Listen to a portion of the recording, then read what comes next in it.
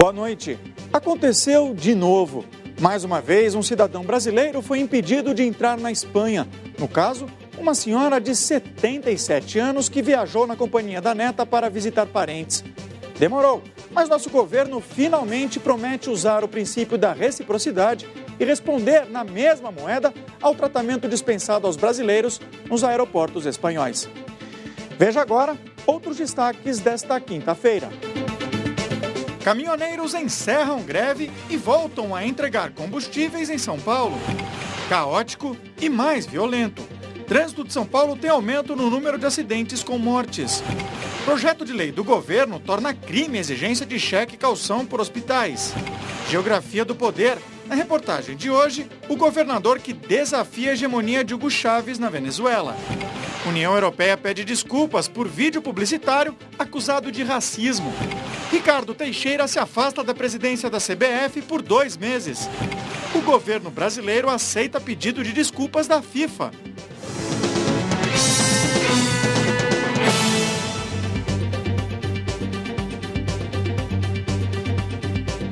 Nossa bancada hoje conta com a professora de Direito Constitucional e Direitos Humanos da PUC de São Paulo, Flávia Piovesan, e com o cientista político Fernando Abrúcio. Mande a sua pergunta aos nossos convidados através dos endereços do Jornal da Cultura na internet. Proposta do governo enviada ao Congresso quer aumentar a punição de hospitais que exigirem cheque calção ou outras garantias para internar um paciente em situação de emergência. Silvana ainda se recupera da perda do marido. No fim do ano passado, Domingos Afonso foi levado às pressas ao hospital. Vítima de aneurisma, a internação era uma urgência. O hospital me exigiu imediatamente que eu apresentasse um cheque calção de R$80 mil, porque senão o meu marido, que já estava na ambulância aguardando o atendimento, não seria operado. Seu Domingos faleceu no dia seguinte. Silvana cancelou o cheque, mas o plano de saúde não cobriu os gastos. E o hospital executou a calção deixada pela viúva. Isso é uma prática que está no mercado há anos, um absurdo, hedionda, e merecia ser repudiada de uma forma assim para sustar a ânsia dos hospitais em receber. Um projeto de lei em votação no Congresso define também como crime a exigência de qualquer garantia de pagamento para realizar um atendimento de emergência em hospitais particulares.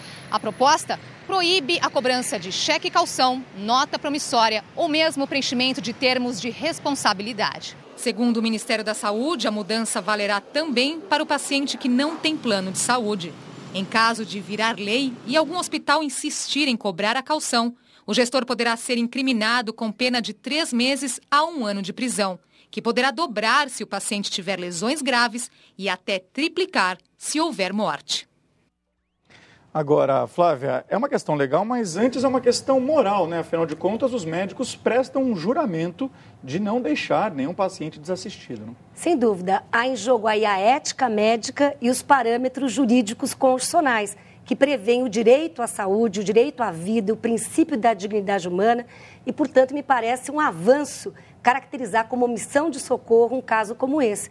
E lembro até que o Brasil, ano passado, foi condenado pela ONU num caso semelhante em que houve a peregrinação de uma mulher grávida, pobre, da Baixada Fluminense, que sofreu hemorragia e acabou falecendo por negligência e por não ter acesso ao sistema de saúde brasileiro. Agora, Bruce, o que está como pano de fundo dessa questão é basicamente uma questão financeira e de uma questão que cada vez mais pessoas acabam recorrendo à saúde privada no país sem que haja nenhum tipo de garantia de que esses atendimentos serão de fato esses atendimentos serão de fato dados, não? O pior, Ricardo, é que mesmo quem tem plano de saúde tem problemas, porque chega ao hospital, há um rolo burocrático enorme e mais ainda, é bom lembrar o telespectador, os planos de saúde devem muito ao SUS, porque usam a estrutura do SUS e não pagam. Se eles pagassem tudo que eles devem, olha, todos os pobres brasileiros poderiam ter tratamento emergencial tranquilamente, baratinho para os planos de saúde.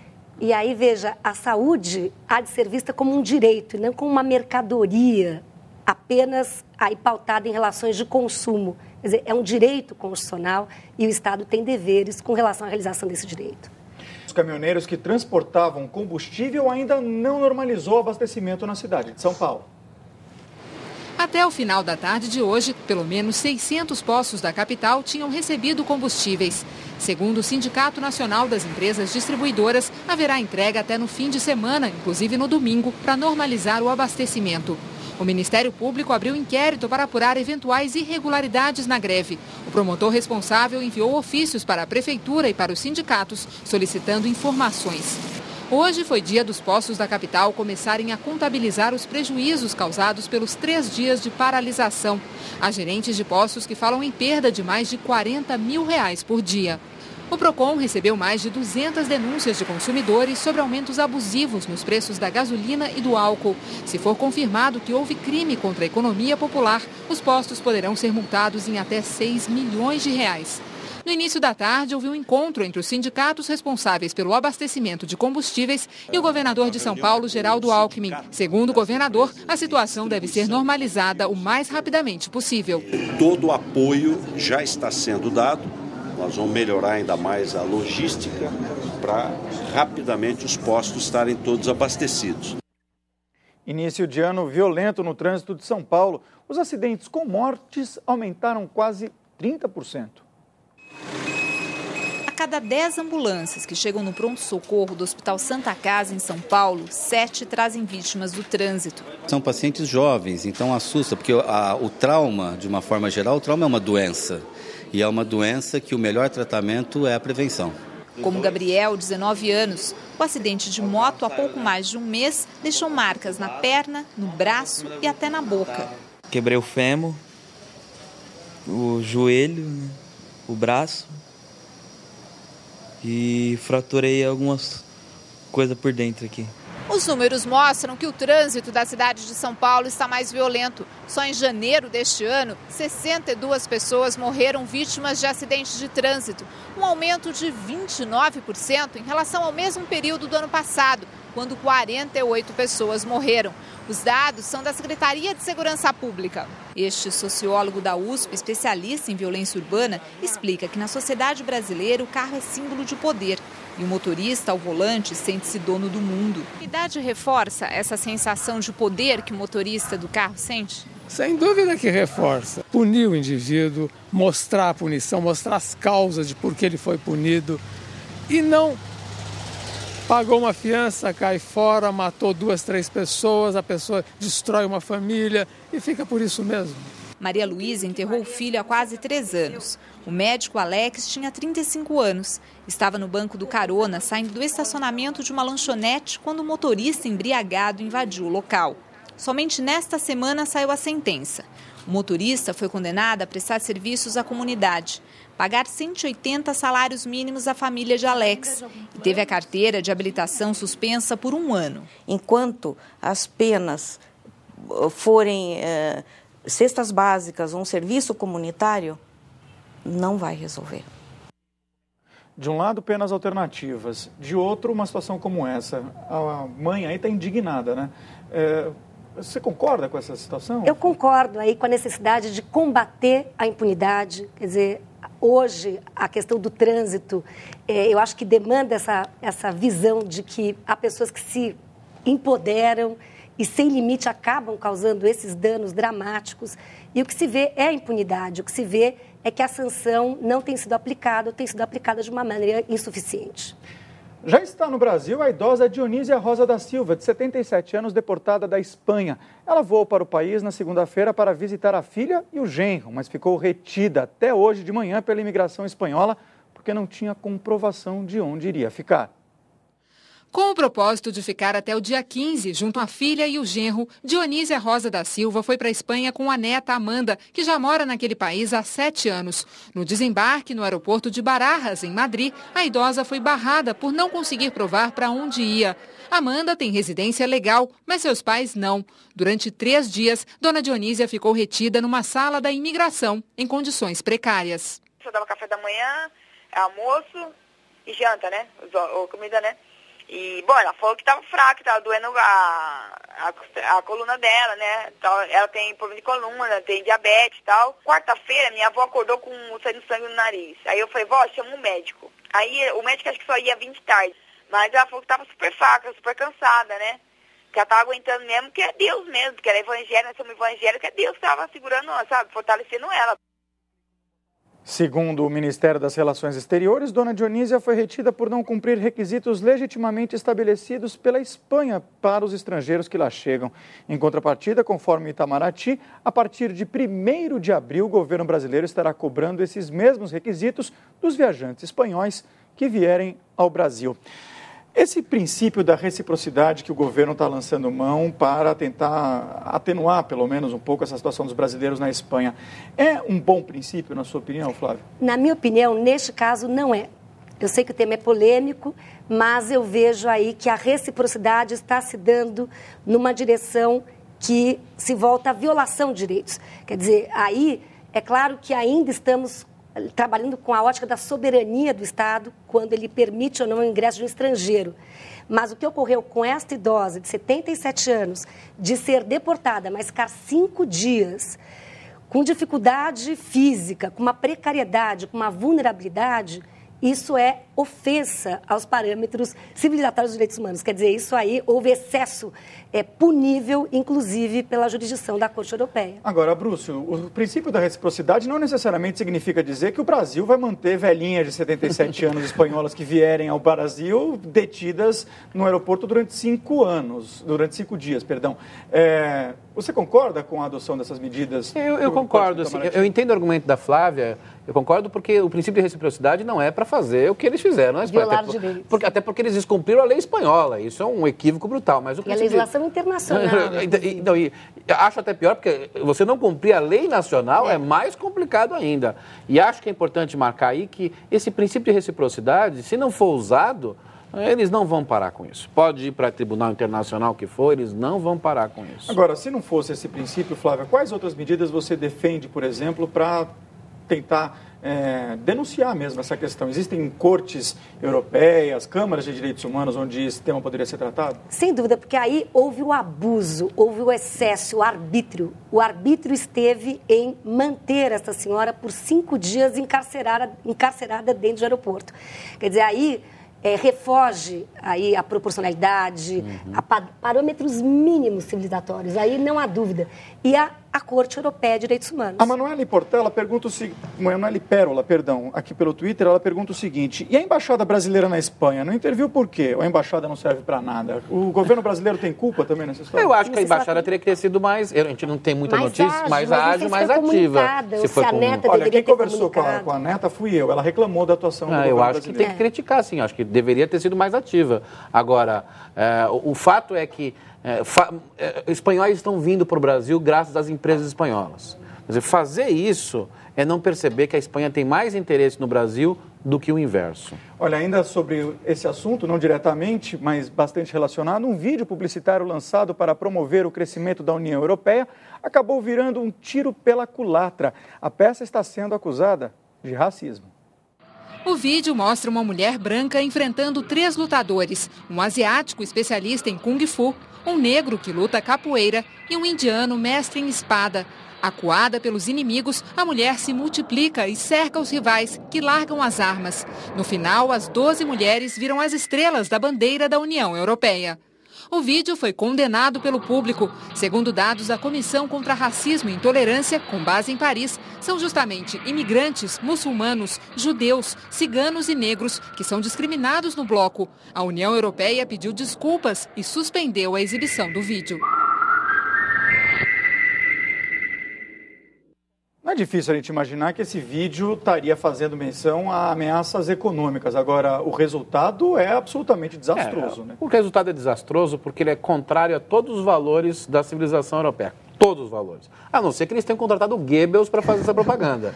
Não me parece, mesmo com a hegemonia da Alemanha e da primeira-ministra Merkel, que eles tenham contratado o velho Goebbels para fazer propaganda. Então, é um desastre, é um equívoco completo. Acho que eles deveriam pedir desculpas públicas ao restante do mundo. Eles pediram. Sem dúvida. Aí eu acho que é um escandaloso vídeo que expressa a xenofobia, a intolerância, a negação do outro, do diferente, a superioridade da raça branca, quer dizer, do europeu, com relação à barbárie do outro, o outro que é o asiático, que é o latino, que é o árabe. Agora, na opinião de vocês, esse vídeo reflete um sentimento crescente dentro da Europa de uma xenofobia que é bastante impulsionada pela crise financeira internacional? Assim, o que de fato o vídeo é desastroso, inegavelmente. Agora, que ele representa um certo caldo de cultura de xenofobia na Europa é inegável. Quer dizer, talvez quem tenha feito, de alguma maneira, perceba o crescimento da família Le Pen na eleição francesa e outras coisas,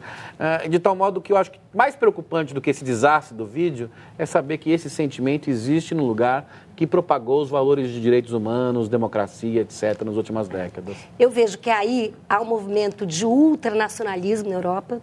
Quer dizer, há o medo da impureza do outro, do estrangeiro. Como o nazismo, né? Exato. Num cenário de xenofobia, né? O nacionalismo extremo é a pior forma de racismo. E veja, na Espanha, hoje, 20% da população adulta está desempregada e 51% da população jovem está desempregada. E é por isso que eles vêm para cá. Como você lembrava, os qualificados aterrissam aqui e não ficam presos no aeroporto. Exato. Então, eu creio que realmente expressa essa ideologia perversa, perigosa, de criminalização do imigrante, etc. A seguir, o Ministério Público denuncia 5 pessoas pelo vazamento de questões do Enem no Ceará. E você vai conhecer o governador que desafia a hegemonia de Hugo Chávez nas eleições da Venezuela.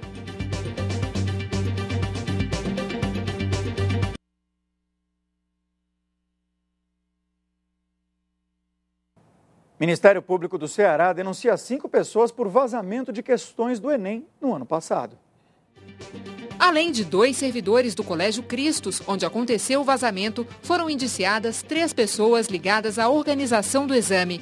Elas aplicaram um pré-teste aos alunos da escola e permitiram que os cadernos com as questões chegassem irregularmente às mãos dos professores. Algumas questões desse caderno caíram na prova nacional.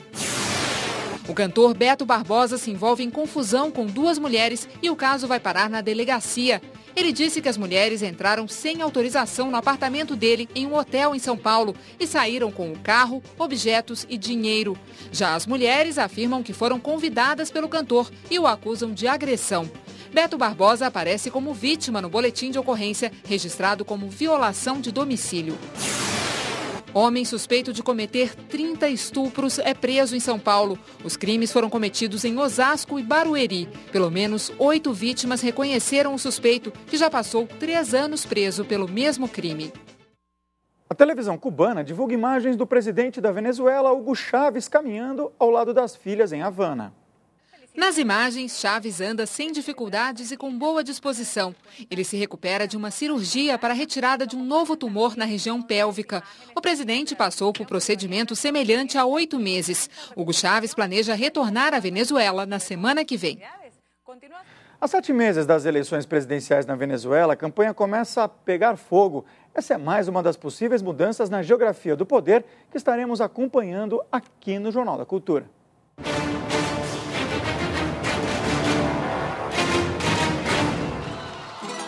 Ao contrário das eleições anteriores, desta vez a oposição venezuelana está unida e escolheu para enfrentar Hugo Chávez, em 7 de outubro, o jovem governador do estado de Miranda, Henrique Capriles, de 39 anos, eleito nas primárias de 12 de fevereiro.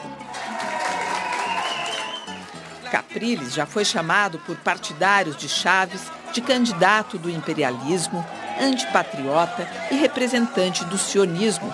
E o próprio Chávez carregou no discurso ao chamar o adversário de porco e prometer esmagá-lo. Isso aponta para uma campanha extremamente dura. E isso pode significar que a discussão programática ela praticamente não se faça. Há 13 anos no governo, Chávez vai tentar a 3ª reeleição e já deixou claro que pretende permanecer no poder por tempo indefinido para levar adiante seu projeto batizado de Socialismo do Século XXI. A Venezuela enfrenta uma inflação de 33%, a maior da América Latina. Tem falta de produtos alimentícios, registra os maiores índices de violência no continente, só comparados à cidade Juárez, no México, região tomada pelo narcotráfico.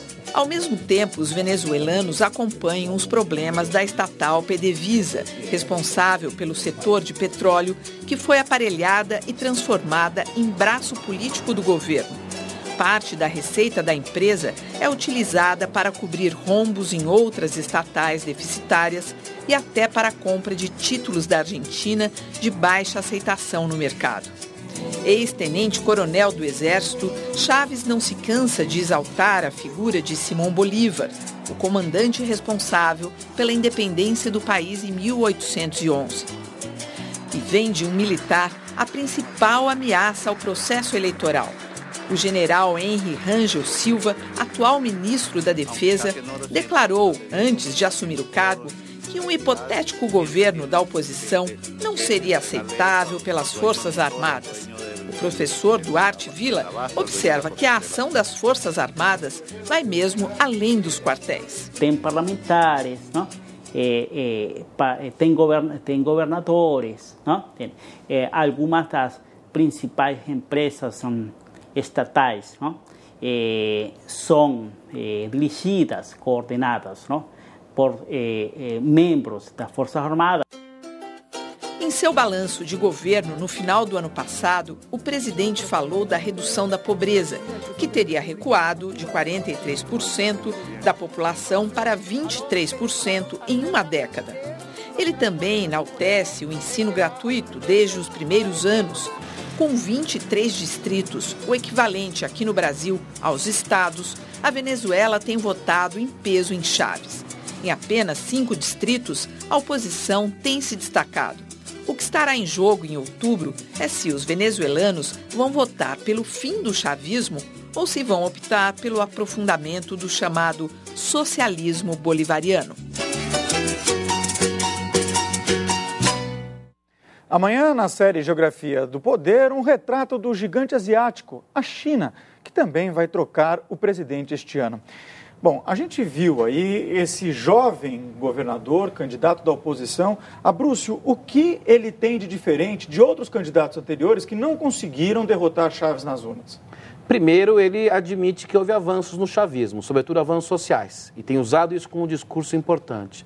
Segundo, ele não é vinculado à antiga oposição e ao antigo bipartidarismo que vigorava na Venezuela pré-Chávez. Então, a população, ele até por ser bastante jovem, não reconhece naqueles políticos, que na verdade, aqueles políticos corruptos, que a população odeia e uma boa parte da população prefere o Chávez àqueles políticos. E, juntando a isso, ele começa a dizer todos os problemas que há na Venezuela, mas sem abandonar a ideia de que é preciso ter políticas sociais mais ativas, reduzir a desigualdade, a pobreza, que é uma questão histórica na Venezuela. A Venezuela é um país que, com muito petróleo, nos últimos 40 anos, aprofundou o abismo social. É isso que explica a Chávez, porque eu não sou a pessoa mais simpática ao Chávez, fazendo um eufemismo, obviamente, mas tentar entender o fenômeno Chávez é fundamental. E o fenômeno Chávez tem a ver com esse abismo social. Agora, a despeito disso, a população nunca quis dar o poder absoluto ao Chávez. Quando houve o referendo referente à Constituição, ele não teve a votação que teve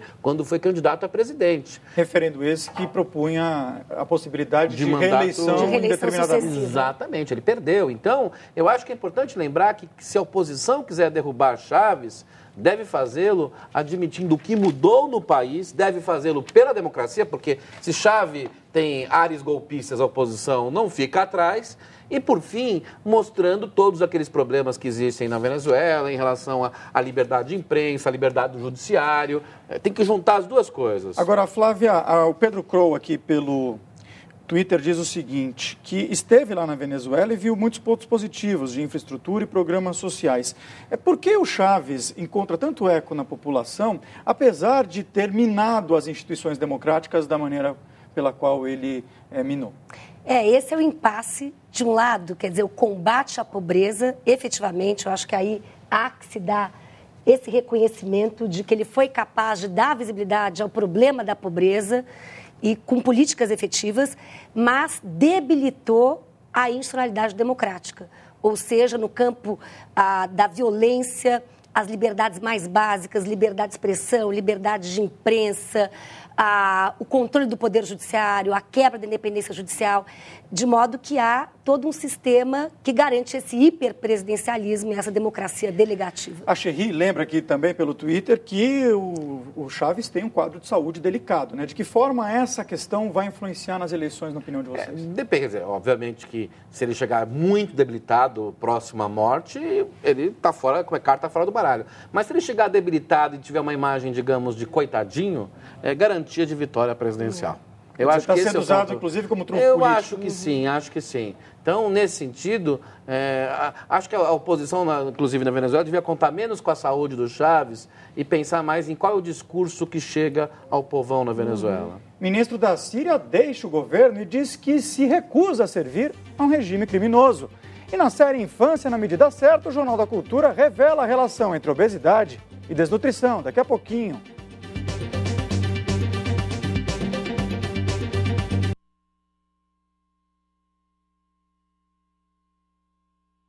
Pode até parecer contraditório, mas uma criança desnutrida pode se tornar um adulto obeso.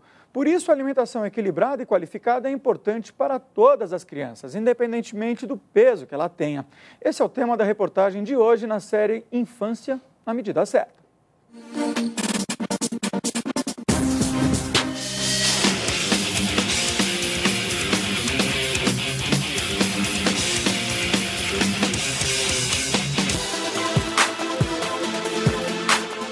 No supermercado é sempre assim. Gôndolas abarrotadas com o que a criançada mais gosta. Bolachas, chocolates, salgadinhos, uma variedade enorme de refrigerantes.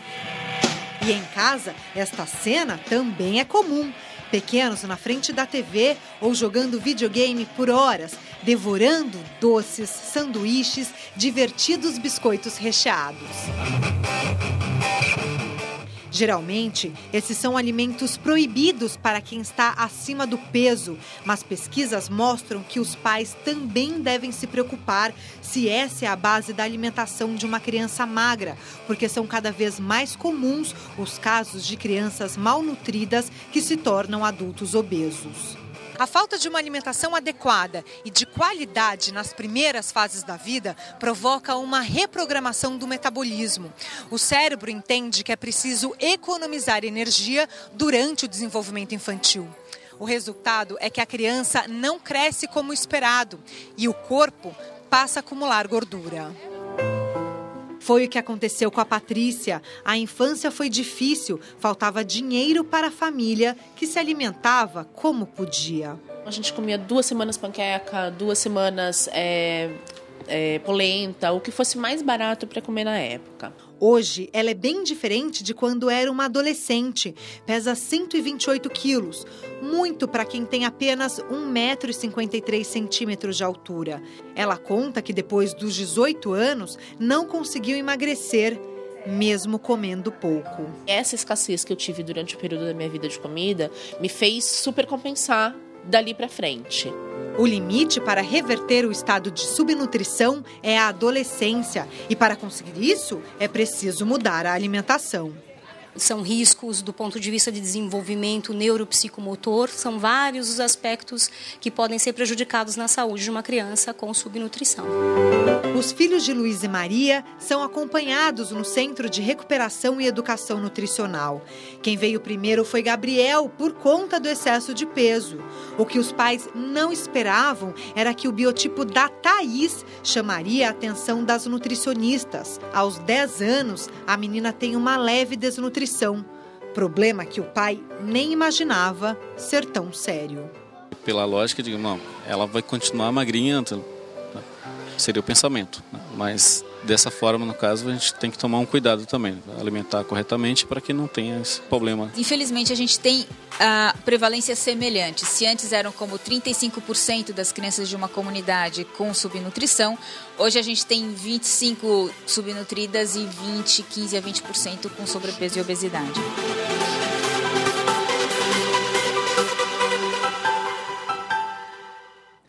Amanhã, na quinta e última reportagem da série, você vai ver que mudar o estilo de vida pode ser a saída mais fácil para acabar com o problema da obesidade infantil.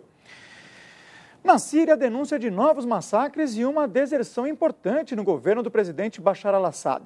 O vice-ministro do Petróleo renunciou ao cargo depois de declarar que não quer servir a um regime criminoso. Abdul Hussamedini anunciou que sai do governo para se unir à oposição. Ele é o mais alto dirigente a abandonar o regime desde o início dos protestos por democracia.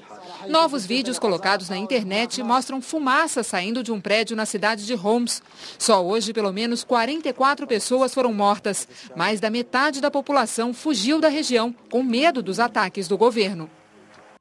Sem dúvida nenhuma, é uma baixa para o governo al-Assad. Agora, é uma baixa significativa a tal ponto de mudar esse quadro geopolítico que mantém o Assad no poder, apesar de todos os absurdos dos direitos humanos que ele tem cometido? Eu vejo como uma sinalização. Quer dizer, um indivíduo de alto escalão, após 33 anos servindo a esse regime, se retirar e denunciar as violências perpetradas por esse mesmo regime. Que somam a 7.500 vítimas, de acordo com a ONU, nesse ano, quer dizer, de março a março. Então, de um lado, há esse ângulo e há o ângulo internacional de um isolamento crescente. Eu lembro que o Conselho de Direitos Humanos, no último dia 1º de março, condenou a Síria por graves, sistemáticas, generalizadas violações de direitos humanos equiparáveis a crimes contra a humanidade. Então, há essas duas conjunturas, mas há a oposição da China e da Rússia, de modo que o Conselho de Segurança da ONU fica completamente inerte, engessado. Brúcio, a situação geopolítica acaba deixando a comunidade internacional praticamente paralisada em relação à situação na Síria. Essas atrocidades, né, essas denúncias que estão sendo feitas nas cortes de direitos humanos, como a Flávia falou para a gente, isso pode também desequilibrar esse jogo, porque não é a primeira vez que elas são denunciadas e cada vez mais se denuncia mais, mas a imobilidade continua. A Síria não é a Líbia, no fundo é isso. A Síria é um país que tem confusões geopolíticas internas e externas muito grandes. Internas, por conta de conflitos étnicos, a queda do atual governante poderia significar um massacre de parte da população síria, as pessoas se esquecem disso. E em termos geopolíticos, particularmente a Rússia e o Irã têm interesses muito fortes em manter um polo de equilíbrio naquela região. Obviamente, a quebra dos direitos humanos é flagrante, não tem a menor dúvida quanto a isso. Mas, repito, a Síria não é a Líbia e nenhuma força internacional vai invadir a Síria, pelo menos no curto prazo. Em instantes, Ricardo Teixeira pede licença da CBF. Mulheres vão injetar 700 bilhões de reais na economia brasileira em 2012.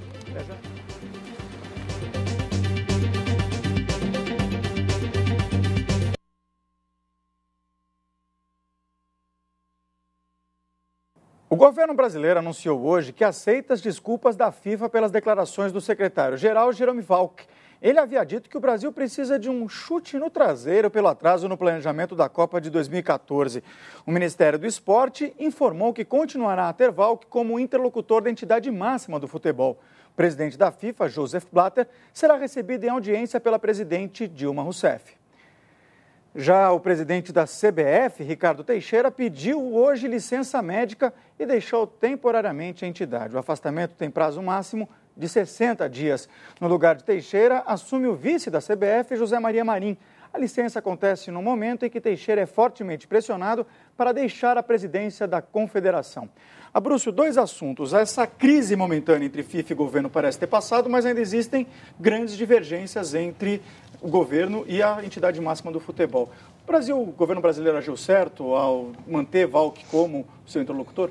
Eu acho que agiu certo as duas vezes. Primeiro, em reagir à frase tresloucada, isso tem a ver com a soberania do país. É bom lembrar que nenhum país perdeu a Copa do Mundo por conta do contrato da FIFA. Isso é irreal, não tem a ver com... Quem não conhece geopolítica que poderia dizer isso, acho que não dá para acontecer isso.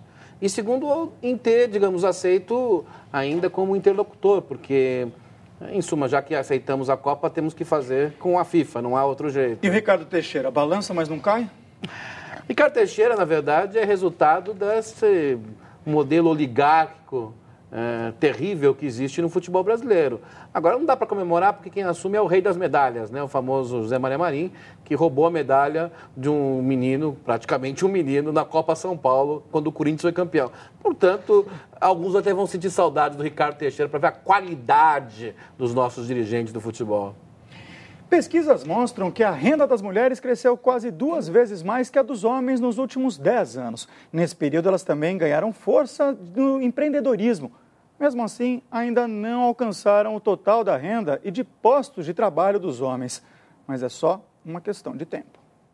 Nós já somos a maior parte da população do país, 51,5% dos brasileiros, mas ainda ganhamos menos. Em 2012, as mulheres brasileiras devem movimentar 717 bilhões de reais, os homens 1 trilhão e 100 milhões de reais. A boa notícia é que nos últimos 10 anos, a renda das mulheres cresceu quase 70%, a dos homens 40%. Todos os anos a gente vê mais mulheres indo para o mercado de trabalho, estudando mais, que por consequência aumenta a renda, a sua renda mensal. E acho que essa mulher vai bem longe, viu? Muito longe. Sílvia é um exemplo perfeito dessa nova geração. Aos 17 anos, teve que assumir um dos negócios da família, uma loja de roupas. O negócio prosperou, mas ela admite, enfrentou preconceito do mundo dos negócios e dentro da própria família. Eu tenho um irmão, homem, e ele seria o responsável pela gestão. Só que acabou eu tomando gosto pelos negócios. Uma pesquisa feita pelo Sebrae de São Paulo revela que os negócios administrados por mulheres duram mais, têm mais chances de serem bem-sucedidos. As mulheres conseguem dosar muito bem a questão do conservadorismo e da ousadia. Elas correm riscos calculados, né? Elas só pisam onde tem certeza para então seguir adiante. Outro dado da pesquisa mostra que em 2020, quase a metade dos empreendedores no estado de São Paulo vão ser mulheres. Em 2000, elas geraram 24% dos empregos formais. Em 2020, vão ser 42%. Sílvia, hoje, além da loja aberta pelo pai, inaugurou uma outra ao lado. Tem planos de inaugurar mais uma unidade em breve e diz que faria tudo de novo. Com certeza, né? A gente vai crescendo diante das dificuldades. Só uma questão econômica ou essa questão econômica, na verdade, ela reflete mais uma mudança da sociedade do que ela é a causa dessa mudança? Sem dúvida, aí nós temos que enfocar os padrões culturais, patriarcais, e lembrar que as mulheres, isso é reconhecido por Eric Hobsbawm e tantos outros, compõem esta minoria, aspas, mas somos maioria, que mais alçou em tão pouco tempo. Quer dizer, a nossa história se divide em pré e pós, década de 70. Agora, eu lembro, terça-feira, o Senado aprovou projeto de lei que pune empresa que pagar menos às mulheres, se estão na mesma função desenvolvida pelos homens. Isso porque há dados no Brasil que ainda registram que nós, mulheres, ganhamos 30% a menos que os homens quando desempenhamos a mesma função. E eu lembro também uma outra pesquisa do José Pastore sobre o trabalho doméstico, que nós aí assumimos também uma sobrecarga. Diz ele que a mulher que trabalha fora no Brasil dedica às atividades domésticas 4 horas do seu dia e os homens 0,7 horas. O cômputo final é que nós, além da nossa jornada semanal de 40 horas, carregamos mais 28 horas, o que computa aí quase 70 horas. E os homens têm aí as suas 40 horas, mais o 0,7, que daria no máximo 5 horas, as 45 horas semanais. Eu lembro também que todos os países discriminam em menor ou maior grau as mulheres, isso há estatísticas, indicadores. E os que menos discriminam as mulheres, Suécia, Finlândia, Noruega, são os que, não por mera coincidência, ostentam um maior índice de desenvolvimento humano. Justamente porque não mutila as mulheres, não fere os direitos básicos de metade da população. Bruce, você lava prato em casa? Não? Só nas férias, né? Mas uma brincadeira. Uma coisa importante que a Flávia falou, você aumentar a igualdade nos direitos das mulheres tem efeitos intergeracionais muito fortes. Veja políticas como em São Paulo se adotam em relação à habitação, Bolsa Família. Ou seja, se a gente aumentar a igualdade nos direitos das mulheres, as próximas gerações serão mais igualitárias, mais do que se aumentássemos, entre aspas, a igualdade entre os homens. Agora, lavar louça não, né, Ricardo, nessa hora? Mas existem coisas que os homens podem fazer para melhorar essa questão, né? Claro, aí o que eu penso é que nós, mulheres, estamos chegando na esfera pública, cada vez de forma mais significativa. Então, nós estamos reinventando os nossos papéis sociais. E cabe aos homens, justamente, a reinvenção dos papéis na esfera doméstica e lavar prato quando chegar em casa. Muito obrigado pela participação de vocês aqui no Jornal da Cultura.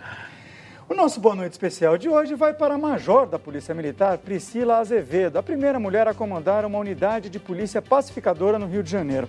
A Major Priscila foi uma das 10 mulheres de vários países homenageadas hoje pelo Departamento de Estado em Washington por sua coragem. O prêmio em homenagem ao Dia Internacional da Mulher foi entregue pela primeira-dama Michelle Obama. Parabéns às mulheres e uma boa noite a todos. A vida é bela, o sol, a estrada amarela. E as ondas, as ondas, as ondas, as ondas. O sol ensolará a estrada densa. Vamos ver a mar. A vida é bela, o sol, a estrada amarela. E as ondas, as ondas, as ondas, as ondas. Oh! Oh, oh!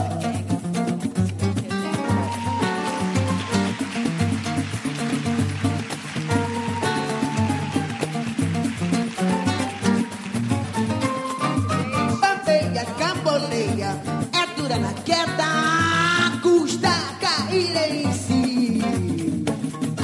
Largou família, bebeu veneno e vai morrer de rir.